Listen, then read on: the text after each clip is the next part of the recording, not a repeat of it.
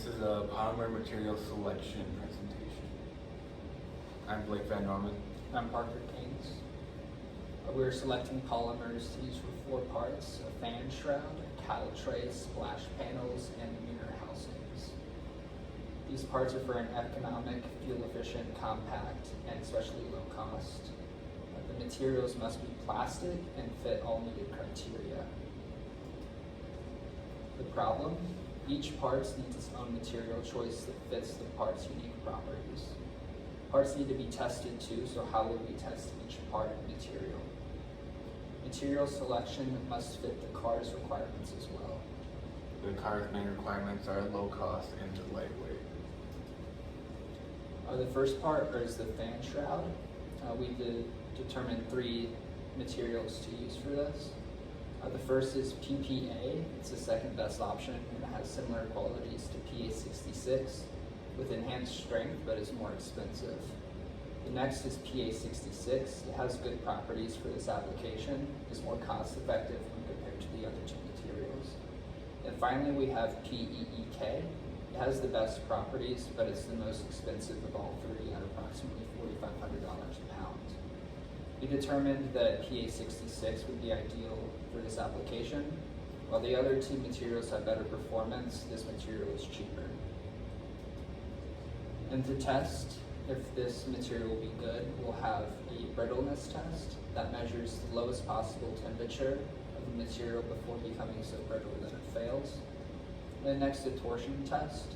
This measures how stiff the material is in relation to its temperature. And then finally, we have the thermal mechanical analysis. This method uses metal penetrating rods on plastic at different temperatures, and this determines the material's CTE and if thermal stress failure may occur. And next, we have the cattle tray. And once again, we came up with 3 different materials. The first is PP. It has excellent environmental resistance, methanol resistance, good impact resistance, and fair UV resistance. The next is PC. It has high impact strength, excellent toughness, subpar weathering resistance, fair UV resistance, and fair resistance to methanol. The next is ABS. It has good impact resistance, but has poor weathering resistance and UV resistance. We determined that the ideal material for this application would be PP.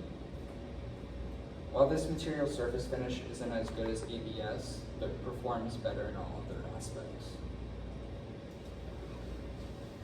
The testing methods we'll use for this part would be chemical resistance test. It measures a polymer's resistance to chemicals. And UV exposure test, a method used to measure the effects of UV exposure. And finally, the impact resistance test. This measures the energy required to crack a rigid plastic specimen. Next to the shield panels, I had 3 plastics to look into. I chose TPO, which is a very strong option and fits all the requirements. However, it is more expensive than the other 2 options and is less used for this purpose. The second plastic is ABS, which fits a lot of criteria like impact resistance and stability. However, is a little lacking on vibration dampening and is also not good for weather resistance. HDPE is next, and overall it was just the best. It had the best of all of it, including better weather resistance and protection against chemicals and rods. So HDPE was picked, and it's the best including price. For testing methods, for the impact test, we'll test it using ASTM D5420, which just tests impact resistance by dropping weights onto the plastic. For dimensional stability, we'll use TMA, like said before. For vibration dampening, we'll use this test, which just tests the effects of vibration dampening compared to metal. For the mirror housings, it was mainly between PC and ABS. However, ABS lacking in impact resistance and vibration. PC ABS combined both qualities of PC and ABS, which gave it better UV protection impact resistance, and allowed for a better finish quality. And it may need another coat of UV protection to stand up to how we want it. However, both of them together make the best option for the mirror housing. For testing, we'll do the same impact resistance test. However, we'll add another one for sudden tests, as mirrors may get hit by a flying rock suddenly. For structural stiffness, we'll use the same tests, and we'll measure this for flexural modulus to make sure it's stiff and does not vibrate. As for molded in color, it can be molded in color and it can be molded in black. It can achieve a Class A finish, but to make sure it stands up to the test, we will do a gloss test, which reflects light, a scratch resistant test, and a UV stability test to make sure it withstands the wear and tear. In conclusion, PA66 was found to be the best material for the fan shroud and offers the best end price. PP was found to be the best material for the cowl tray.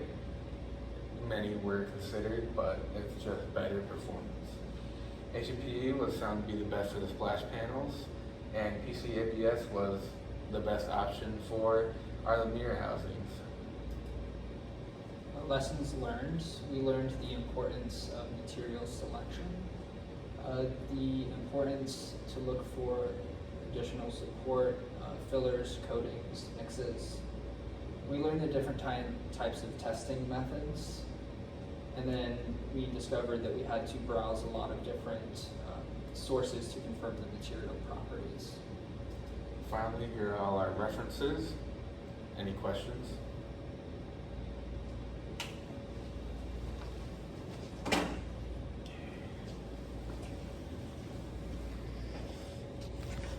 I think that was pretty good.